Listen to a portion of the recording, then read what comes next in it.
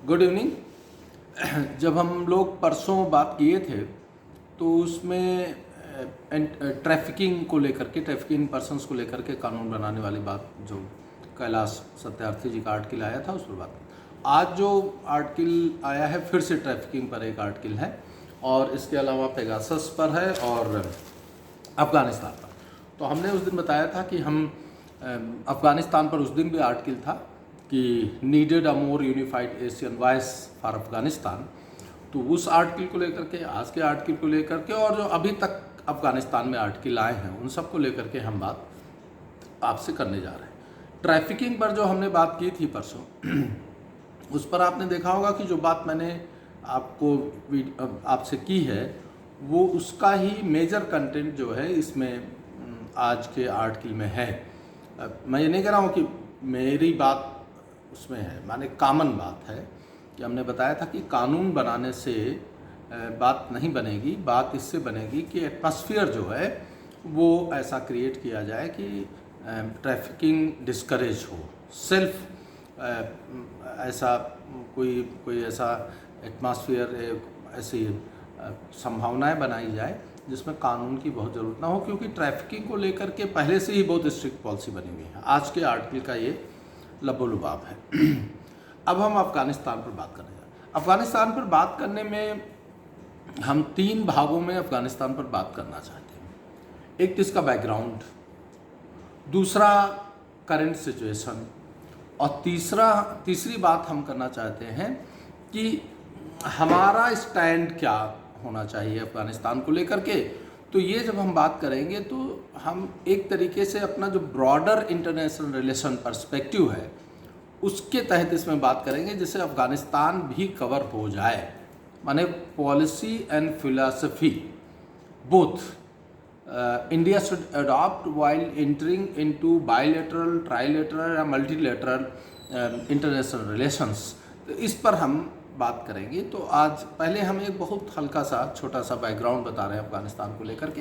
देखिए, अफ़गानिस्तान जो है वो अफ़गानिस्तान का जो हिंदू कुश वो भारतवर्ष की, भारत राष्ट्र की जो है वह वैज्ञानिक सीमा रेखा है जो अफ़गानिस्तान में है। ऋग्वेद में भी अफ़गानिस्तान की दोनों बड़ी नदियों का जिक्र है। सिंधु घाटी की उस तरफ जो पंजाब शब्द बना है, सप्त सैंधवा शब्द आपने सुना होगा, जिसमें झेलम, सतलज, चेनाब, रावी और सिंधु के अलावा जो सरस्वती और घग्गर नदी का वर्णन है उसमें सिंधु के उस तरफ की 2 नदियों का वर्णन है, क्रुमो और कुबा। ये दोनों नदियां जो हैं वो काबुल मतलब अफ़गानिस्तान में हैं। दूसरी अब उसने जब सेल्यूकस ने मेगास्थनीज के जाने के बाद उसका जो मिलिट्री जनरल था सेल्यूकस, उसने भारत पर आक्रमण किया और उस समय ये बात है 305 की। तो चंद्रगुप्त मौर्य के आदमी ने उसे हराया था और उसने 4 राज्य सरेंडर किए थे, काबुल, कंधार, हेरात और बलूचिस्तान।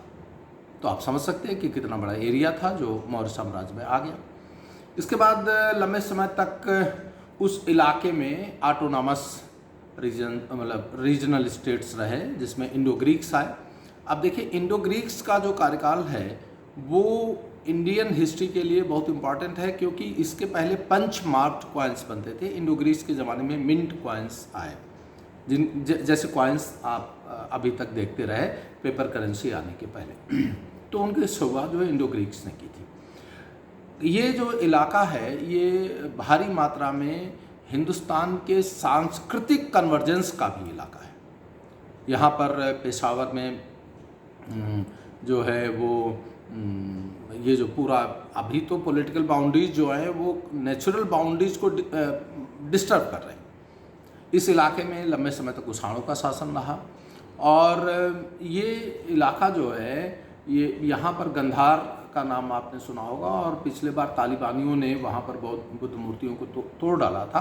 तो इंडो ग्रीक और इंडो रोमन माने हेलेनिक स्टाइल जो आर्किटेक्ट उसकी है आर्ट की, उसका ये बड़ा भारी जो है वो केंद्र रहा है। तो इस अफ़गानिस्तान से जो हमारा रिश्ता है, भारतवर्ष में जो मूर्ति पूजा है वस्तुतः जब विदेशियों ने इसको अपनाया, और ये इलाका जो है वो बुद्ध धर्म के महायान संप्रदाय से भारी मात्रा में जुड़ा हुआ है। और यहीं पर कभी अशुघोष बोले थे, वसुमित्र बोले थे, नागसेन बोले थे, और यहीं से फिर ऊपर की तरफ जो है वो चाइना के बाद और अनेक इलाकों में, तिब्बत में जो है बौद्ध धर्म प्रचारित हुआ था। और यही कहा जाता है कि बुद्ध की जो अपोलो, जो ग्रीक गॉड है, जो गॉड ऑफ, मतलब जिसको सन को जो अपोलो बोलते हैं, अपोलो फैशन पर बुद्ध की मूर्तियां यहाँ बनाई गई थी। हालांकि ये प्रीलिम्स का जब सवाल कभी आ जाए तो पहली बुद्ध की मूर्ति कहाँ बनी, तो ये आंसर में मथुरा लगाना पड़ता है, लेकिन निश्चित रूप से लगता है कि ये प्रभावी जो था वो वहीं गंधार कला से था। तो ये पुराना रस। उसके बाद मध्यकाल में आप आएंगे तो अकबर ने अपना लंबा समय इस इलाके में गुजारा था। फतेहपुर सीकरी में राजधानी बनाने के बाद फिर वो नॉर्थ वेस्ट में चला गया, और वहाँ पर काबुल को जीतने के बाद फिर वो, उसके इतिहासकारों ने उससे समझाया कि कंधार को जीते बगैर जो है वो काबुल सुरक्षित नहीं है। तो अल्टीमेटली 1595 में वहाँ का जो वो था नवाब था, उसने सरेंडर कर दिया, और 1595-96 में कंधार जो है वो भारत का हिस्सा हो गया। और इस तरीके से मुग़लों के ये जो चारों इलाके हैं वो मुग़ल साम्राज्य में शामिल हो गए। उसके बाद अंग्रेज़ आए। अंग्रेज़ों के ज़माने में भी जो नॉर्थ वेस्ट की पॉलिसी थी वो रूसोफेबिया से प्रभावित हो रहा था। तो वहाँ से एक्चुअली अंग्रेज़ों के घुसने के बाद का ये जो अफ़गानिस्तान है उसके बुरे दिन स्टार्ट हो जाते हैं। मैं नहीं कहना चाह रहा हूँ कि अंग्रेज़ों के आने के बाद सब जगह स्टार्ट होते हैं, मोटा मोटी ऐसा हो भी सकता है, लेकिन मेरा कोई ऐसा वो नहीं है, कंक्लूजन नहीं है। लेकिन एक कहा जाता है, एक व्यक्ति ने अंग्रेज़ों को देखा तो उसने कहा कि अब हमारा विनाश चालू हो गया है, क्योंकि अंग्रेज़ों ने हमें देख लिया है। ऐसा वहाँ के लोगों का मानना था कि हम लोग तभी तक अपने प्राचीन संस्कृति और सभ्यता तक को बनाए रख पाएंगे। तो ये अफ़गानिस्तान ऐसा इलाका है जहाँ पर ग्रेट सिल्क रूट गुजरता है, सिंजियान से लेकर के, और जो वहाँ से चाइना से स्टार्ट होते हुए लंबा सिल्क रूट जाता था। और भारतवर्ष का एक बहुत बड़ा ट्रेड रूट था जिसको उत्तरापथ के नाम से जानते हैं, जो तक्षशिला गांधार से होते हुए और तैमलुक तक आता था। तो ये एक अफ़गानिस्तान जो है वो कल्चरल, पॉलिटिकल और इकोनॉमिक कन्वर्जेंस पॉइंट था। ये पूरे एशिया और यूरोप को आपस में जोड़ता था। लेकिन जब से यूरोप के लोग यहाँ से गुजरे, यानी उन्होंने सी रूट्स बनाया, तब से ये जो है ये इलाका नेग्लेक्टेड हुआ, डिसरिस्पेक्टेड हुआ, और तब से कुछ ना कुछ ऐसा होता रहा। फिर अंग्रेज़ों के ज़माने में आपको याद होगा, मुग़ल ज़माने में जो है 1739 में नादिर शाह ने भारत पर आक्रमण किया, और आक्रमण करने के बाद उसने वहाँ पर कई दिन तक लूटपाट करता रहा दिल्ली में, और जो वर्ल्ड रिनाउंड कोहिनूर है वो लेकर के वो चला गया। वो पीकॉक थ्रोन था जिसे शाहजहाँ ने दिल्ली में इस्टेब्लिश किया था, दीवान-ए-आम में लगा हुआ था। आप दिल्ली देखने जाएंगे तो वहाँ पर उसके जो सिंहासन बना हुआ था, पीकॉक थ्रोन, मयूर सिंहासन, उसकी जो एक्चुअल वैल्यू थी, हालांकि सिंहासन छोटा सा था, उसकी जो एक्चुअल कास्ट थी वो ताजमहल के 4 गुना थी। उसी में 2 बड़े इम्पॉर्टेंट वो लगे हुए थे, एक कोहिनूर और दूसरा जो था वो तैमूर रूबी था। तो जब नादिर शाह यहाँ से लूट करके जा रहा था तो बताते हैं कि करीब 700 हाथी, 4000 ऊँट और 12000 घोड़े जो हैं वो जो यहाँ से लूटा हुआ माल लेकर के गए। लेकिन उसने जो है रूबी, तैमूर रूबी और कोहिनूर वो अपने पर्सनल उसमें लिया और अपने उसमें क्राउन पर उसको लगाया। इसके बाद अब्दाली के आक्रमण हुए, और फिर ये शुजा को जब रंजीत सिंह ने जीता तो ये रंजीत सिंह के पास आ गया। फिर रंजीत सिंह की डेथ हो गई, और उसके बाद उनका बेटा जो है वो गद्दी पर बैठा, और 50 में जो है वो इनकी संधि हुई अंग्रेज़ों के साथ, और इन्होंने ले लिया। और उसके बाद कोहिनूर जो है, तो ये अफ़गानिस्तान, इसमें गजनी जो है वो अफ़गानिस्तान में है, खलजी जो है वो मोटा मोटी उसी इलाके में पड़ता है। तो अफ़गानिस्तान का जो स्वभाव है वह स्वभाव ऐसा है कि वहाँ पर देखिए most beautiful landscape on the earth Afghanistan में पाया जाता है। पर ऐसा पता नहीं प्रकृति क्यों करती है कि जहाँ पर बहुत ज़्यादा एस्थेटिक और बहुत प्राकृतिक सौंदर्य डालती है, वहाँ के लोगों के दिल को भी बड़ा विराट बनाती है। लेकिन ऐसे लोगों को, ऐसे प्राकृतिक सौंदर्य को तमाम सारे विलेन जो रकीब टाइप के लोग हैं उन्हें पसंद नहीं है।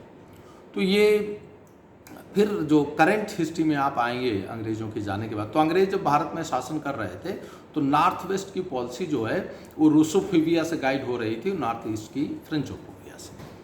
तो इसको लेकर के वो स्ट्रैटेजिक इम्पॉर्टेंस के तहत इसके साथ पॉलिसी बना रहे थे। माने यहाँ के लोगों का अपना जीवन जो है वो अपनी आवश्यकताओं से नहीं, यूरोपियन पावर्स के हिसाब से चलने लगा। फिर दौर आता है रूस का। रूस ने यहाँ पर इंटरफेयर किया और इंटरफेयर करने के बाद यहाँ 79 से लेकर के 88 तक रूस रहा। उसके बाद अमेरिका आ गया। और ये जो आज का झंझट है ये अमेरिका ने उसी समय पैदा किया था। इसीलिए तालिबानियों के हाथ में जो हथियार और औजार हैं वो सब अमेरिकन हैं। और जैसा वियतनाम के साथ अमेरिका का हश्र हुआ, ऐसा ही हश्र हम, यदि कोई मेरा पुराना स्टूडेंट इसको सुन रहा होगा तो उसे बखूबी याद होगा कि हम क्लास में हमेशा बताया करते थे कि अब अमेरिका चूँकि अफ़गानिस्तान आ गया है तो अब उसे अपना जो अफ़गानिस्तान के साथ उसने किया है उसे वापस उसे मिलेगा। माने वो America will be paid in her own coins. और ये कोई छोटी मोटी बेशर्मी और शर्म और हया की बात नहीं है कि जहाँ पर वो बहुत ही ताकत से और ये चिल्लाते हुए आया था कि मैं तालिबान को, चूँकि उसके यहाँ 11 सितंबर को अटैक हुआ, अलकायदा को उसने जिम्मेदार माना, अलकायदा को तालिबानियों का संरक्षक माना और उसने कहा कि उनको समर्पण उनका करा दिया जाए। नहीं कराया। उसने विदिन 60 डेज, जब ये सितंबर में हुआ और 2001 में ही उसने अफ़गानिस्तान पर आक्रमण कर दिया। और आक्रमण करने के बाद अब तक वो जूझता रहा, लड़ता रहा और पूरे अफ़गानिस्तान, जैसे उसने इराक़ का हश्र किया था कि यहाँ न्यूक्लियर वेपन और दुनिया भर के केमिकल वेपन और तमाम सारे आरोप लगाए थे और वो आज तक नहीं मिले, लेकिन एक खुशहाल राष्ट्र को उसने बर्बाद किया है। मैं नहीं कहना चाह रहा हूँ कि हमारी बात से ये माना जाए कि हम अमेरिका के साथ इंटरनेशनल रिलेशन में अच्छे रहना चाहते हैं कि नहीं रहना चाहते। देखिए, पॉलिटिकल रिलेशंस हम इसलिए नहीं बनाते हैं कि हमें पसंद है, पॉलिटिकल रिलेशन हम इसलिए बनाते हैं कि हमारे राज्य राष्ट्र की ज़रूरत है। तो ये मन क्या है इससे गाइडेड नहीं होती पॉलिटिकल रिलेशंस, ज़रूरत क्या है इससे गाइड होती है। लेकिन अमेरिका ने जो अफ़गानिस्तान के साथ किया है ये दोस्ताना व्यवहार नहीं है। ये मैं बैकग्राउंड बता रहा हूँ, अब मैं करंट उसमें आता हूँ। अमेरिका ने अभी ये किया कि बगराम एयरबेस से अपने सैनिकों को हटा लिया, जैसा कि वो लंबे समय से कर रहा था कि हम यहाँ से जाएंगे। और उसने अल्टीमेटली जो है अपनी सेना को हटाना चालू कर लिया है और सितंबर तक उन्होंने कहा है कि हम बचे खुचे सैनिकों को भी वापस बुला लेंगे। ऐसा उन्होंने किया। बगराम एयरबेस से उन्होंने अपने सैनिकों सहित पूरे साजो सामान को उठा लिया। और जो गलत ये रहा कि उनको ये करना चाहिए था कि बगराम एयरबेस को जो अफ़गानिस्तान नेशनल डिफेंस फोर्स है उसको ठीक से सौंप करके जाते तो वो एयरबेस जो है उनके काम आ जाता और वहाँ से वो उसका इस्तेमाल कर लेते। लेकिन ऐसा उन्होंने नहीं किया। उन्होंने स्विच ऑफ कर दिया, अंधेरा कर दिया, अंधेरे में चले गए, जिसमें कि एक आध आर्टिकल में आपने पढ़ा होगा कि उन्होंने न केवल वहाँ की बिजली और लाइट बुझाई बल्कि वहाँ होने वाले अफ़गानिस्तान के फ्यूचर की भी एक तरीके से बत्ती बुझा दी। अमेरिका चला गया और अब अमेरिका कह रहा है कि नहीं, हम तो काउंटर टेररिज्म के तहत यहाँ आए थे, नेशन बिल्डिंग के लिए नहीं आए थे। और मज़ेदार बात यह है कि जिस तालिबान को आतंकवादी संगठन कह करके अमेरिका ने उस पर आक्रमण किया था, उसी तालिबान को वो अपने पॉलिटिकल अलायंस की तरह, माने पॉलिटिकल काउंटर पार्ट की तरह बातचीत करने के लिए तैयार हो गया। अब इसको समझना चाहिए था कि हमको ऐसे दिन ना देखने पड़े, लेकिन अमेरिका की जो पॉलिसी है वो पाकिस्तान को लेकर के इस तरीके की है कि वो सेंट्रल एशिया या साउथ ईस्ट एशिया में वो किसी भी तरीके का कोई बहुत प्रैग्मेटिक या यूँ कह लिया जाए कि जस्टिफाइड स्टेप नहीं उठा पाता।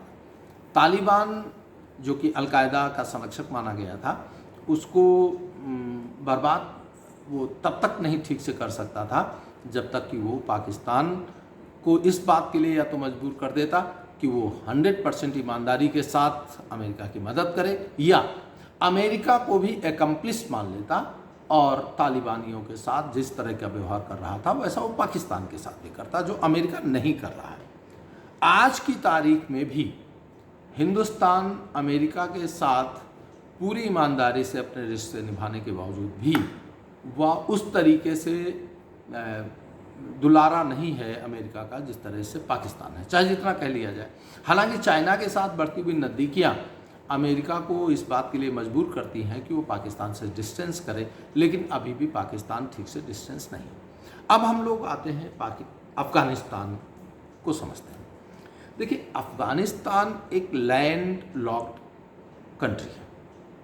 वो 5 तरफ से जिन राज्यों से घिरा है, तो एक तो पाकिस्तान है जो उसके वेस्ट और साउथ में पड़ता है, फिर आप ऐसे जाएंगे तो ईरान आ जाता है, उसके ऊपर जाएंगे तो ताजिकिस्तान वो तुर्कमेनिस्तान आ जाता है, उसके ऊपर जाएंगे तो वो आ जाता है उज़्बेकिस्तान, और फिर उसके उधर जाएंगे तो तुर्कमेनिस्तान आ जाता है। तो ये जो तुर्कमेनिस्तान, उज़्बेकिस्तान और ताजिकिस्तान बहुत चर्चा में आता है, दुशांबे आप बार बार सुन रहे होंगे, जहाँ SCO की बैठक हुआ करती है।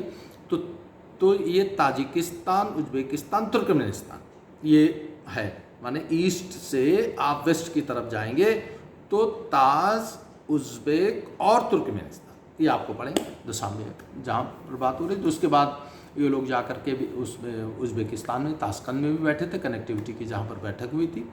तो ये 5 जो हैं, पाकिस्तान, ईरान, तुर्कमेनिस्तान, उज़्बेकिस्तान और ताजिकिस्तान, ये इनको हम अफ़गानिस्तान के रिंग स्टेट्स के नाम से जानते हैं। और इनके ऊपर जो है वो किर्गिस्तान और कजाकिस्तान हैं, और इन 5 को स्टैंस के नाम से जाना जाता है। अब आप देखेंगे कि अफ़गानिस्तान इन 5 से घिरा होकर के ऊपर एक पतली सी रेखा जाती है जो उसको चाइना से जोड़ती है, सिंजियांग से। सिंजियांग जो है वो वही प्रांत है जो चाइना का सबसे बड़ा प्रांत है, और वहाँ पर उइगुर मुसलमानों को लेकर के जो चाइना में टर्बुलेंस बना रहता है, तो वो भी समझने की ज़रूरत है, जिससे कि आप अफ़गानिस्तान की वास्तविक स्थिति को समझोगे। तो ये एक भौगोलिक स्थिति है। हम अफ़गानिस्तान से ये जो गिलगित बाल्टिस्तान है, जो पाक ऑक्युपाइड कश्मीर है, उसके माध्यम से जुड़े हुए थे। हमसे एक हिस्टोरिकल मिस्टेक ये हुई कि जब कई बार ऐसा हुआ कि हमारे पास अपॉर्चुनिटी थी कि हम POK को अब वापस अपने पास ले लेते, स्पेशली जब बांग्लादेश बना जो कि ईस्ट पाकिस्तान था, और जब उसके 93,000 सैनिकों ने सरेंडर किया, तो यदि हमारे प्राइम मिनिस्टर थी इंदिरा गांधी जी, और यदि उस बात के लिए राजी करते कि हम आपके सैनिकों को वापस तब देंगे, ये बहरहाल इस चीज़ की चर्चा हम इंडिपेंडेंटली अलग से करेंगे। तो अब हम अफ़गानिस्तान से हमारी कनेक्टिविटी नहीं है, लेकिन बगैर हम उसके कनेक्ट हुए, डायरेक्ट कांटेक्ट में आए हुए, ज्योग्राफिकली हम सबसे ज़्यादा प्रभावित होने वाले राष्ट्र। कहा यह जा रहा है कि अफ़गानिस्तान से सबसे ज़्यादा प्रभावित होने वाले राज्य जो हैं वो ईरान, रूस और चाइना है। लेकिन मेरा ये मानना है कि जिसके ऊपर सबसे ज़्यादा प्रभाव पड़ रहा है वो भारत है। अभी अमेरिका ने जैसे हमारा एक क्वाड बनाया, अमेरिका, जापान, ऑस्ट्रेलिया, भारत का। इसी तर्ज पर उन्होंने कनेक्टिविटी क्वाड बनाया है अमेरिका ने अफ़गानिस्तान को लेकर के, जिसमें अमेरिका, अफ़गानिस्तान और पाकिस्तान और उज़्बेकिस्तान है, लेकिन भारत नहीं है। भारत क्यों नहीं है? क्योंकि लैंड माने इंडियन टेरिटरी इज नॉट को terminus with the territory of Afghanistan, तो इसलिए हम, लेकिन उसकी वजह क्या है कि हम अफ़गानिस्तान से सबसे ज़्यादा प्रभावित हैं? उसकी वजह यह है कि हम सबसे ज़्यादा पाकिस्तान से प्रभावित हैं, और अफ़गानिस्तान की सत्ता का चरित्र जो है वो भारत की शांति बनाए रखने या ना बनाए रखने में निर्धारित होता है। तो इसलिए अफ़गानिस्तान में सबसे ज़्यादा स्टेक हमारा है। जो अमेरिका कह रहा है कि हम टेररिज्म को पनिश करने के लिए आए थे और हमारा काम तो ख़त्म हो गया, उसी दौरान जब अमेरिका वहाँ और कहता हम नेशन बिल्डिंग के लिए तो आए नहीं थे, उस समय नेशन बिल्डिंग का काम तो भारत कर रहा है। भारत का $3 बिलियन से ज़्यादा पैसा अफ़गानिस्तान के नेशन बिल्डिंग में लगा हुआ है। भारत ने अनेक प्रकार के इन्वेस्टमेंट वहाँ कर रखे हैं। एक बड़ा पॉपुलर इन्वेस्टमेंट है सलमा डैम, जिसे अफ़गानिस्तान इंडिया फ्रेंडशिप डैम कहा जाता है। वहाँ के तमाम सारे स्कूल हमने बनाए हैं।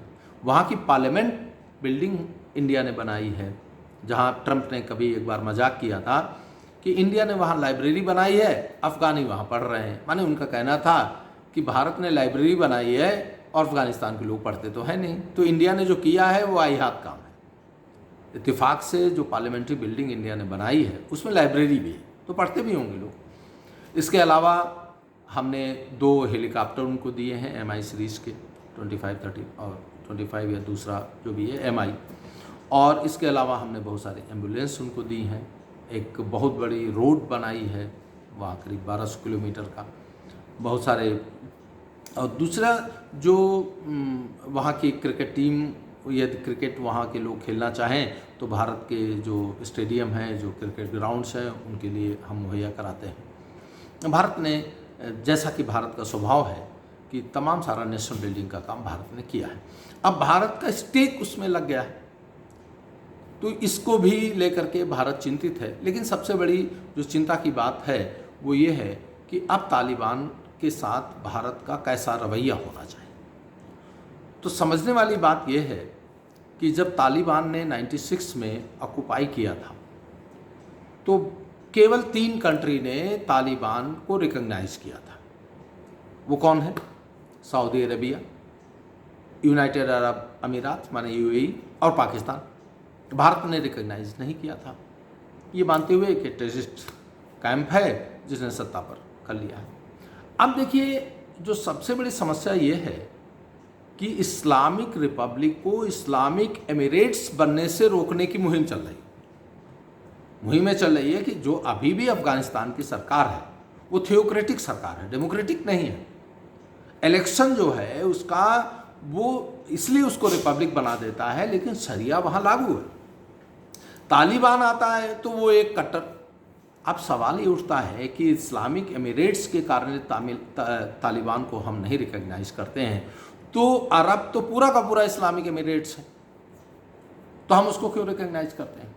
और ये तालिबान से हम संबंध उस समय अच्छे रखे होते तो जब गंधार हमारा हवाई जहाज़ किडनैप हुआ था तो तालिबान से हम बातचीत कर सकते थे और हम अपने कमांडो भेज करके अपने सैनिकों, अपने सिविलियंस को बचा सकते थे और हमें उस ज़माने के तमाम सारे आतंकवादियों को नहीं छोड़ना पड़ता। तो तालिबान से हमारा डायलॉग ही नहीं था। तो क्या ऐसा ही फिर कर लिया जाए? देखिए, ऐसा है कि तालिबान एक सच्चाई है। तालिबान से अब यदि अमेरिका जैसा मुल्क तालिबान से डायलॉग कर रहा है, दोहा में लगातार, दोहा आप लोग बार बार सुनते होंगे, दोहा में जाके फलाने मिले, दोहा में जाके ये मिले। दोहा क्या है? कतर की राजधानी है जो उससे लगा हुआ मुल्क है। चूँकि अफ़गानिस्तान का पॉलिटिकल एटमॉस्फेयर ऐसा नहीं है कि वहाँ पर लोग जाएं और सेफ फील करें, इसलिए अफ़गानिस्तान पर वार्ता करने के लिए एक दूसरा कंट्री चुना जाता है। ध्यान रखना, वो कंट्री भी कट्टर इस्लामिक मुल्क है, वहाँ भी कोई डेमोक्रेसी नहीं है, वहाँ डायलॉग होता है। वहाँ अफ़गानिस्तान की तरफ से अब्दुल्ला जाते हैं और वहाँ तालिबान का जो रिप्रेजेंटेटिव बैठा है वो बिस्मिल्लाह बरादर है, वो लोग बैठते हैं और उसमें जिन लोगों का स्टेक लगा है वो भी इन्वॉल्व होते हैं। अब अफगानिस्तान को लेकर के दो तरीके के, माने तालिबानियों को लेकर के दो तरीके के रवैया है, लेकिन सबको मुसीबत ये है कि यदि तालिबान को रिकग्नाइज किया जाता है तो चाइना की मुसीबत यह है कि तालिबान एक कट्टर इस्लामिक संगठन है और वो चाइना के उइगर मुसलमानों को इंस्टिगेट करेगा चाइना के खिलाफ खड़ा होने। इसके बावजूद भी ये जो तालिबान का रिप्रेजेंटेटिव है बिस्मिल्लाह बरादर, ये अभी जाकर के चाइना के उससे मिला है, फॉरेन सेक्रेटरी से, फॉरेन मिनिस्टर से। तुर्की जो है वो जो वहाँ का रिसेप तैयब अर्दोगन है वो तो पता नहीं किस बात से भारत से चिढ़ा रहता है, वो हमेशा जो है वो कट्टर इस्लाम के साथ खड़ा हो जाता है। अभी उसने अमेरिका से पेशकश की है कि हम जो है काबुल संरक्षण और इस तरह करने में हमारी मदद किया जाए।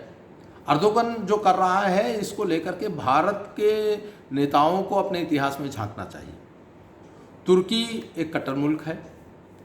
फर्स्ट वर्ल्ड वार में जो अलायंस पावर थे उन्होंने तुर्की को पराजित किया और वहाँ पर इलेक्शन कराना चाह रहे थे कमल पाशा के उसमें, और वहाँ तुर्की में खिलाफत थी। खलीफा का लेकर के एक मैं शार्ट में बीच में बता दूँ कि खिलाफत मूलतः बगदाद में थी।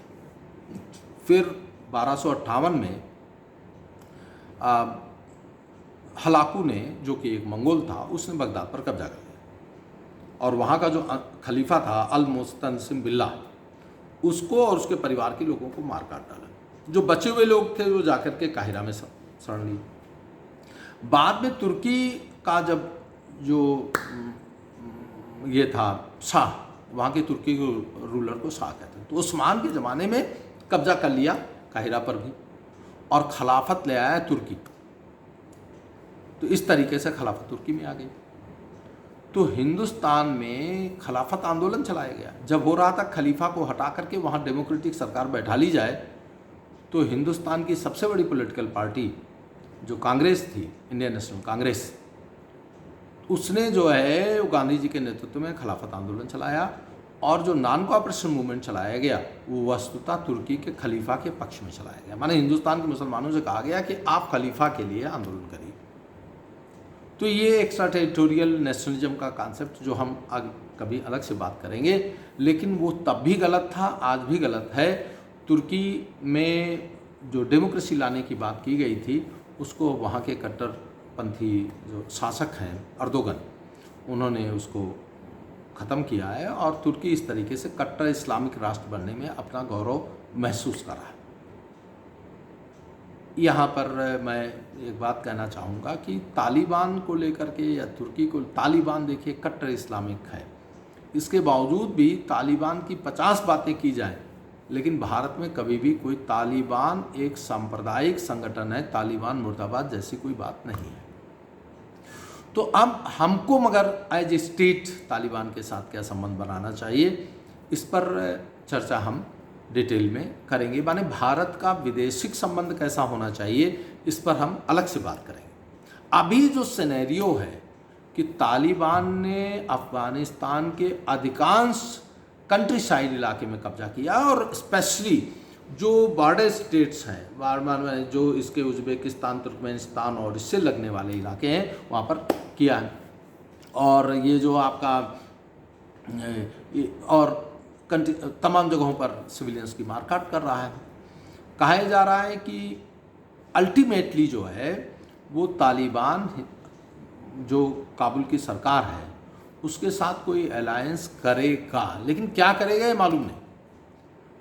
लगता ये है कि ऐसा तो नहीं होगा कि काबुल की जो नेशनल डिफेंस फोर्स है वो 100% सरेंडर कर देगी, ऐसा नहीं होगा। तालिबान पूरे अफगानिस्तान पर सत्ता इस्टेब्लिश कर लेगा, ऐसा भी नहीं होगा।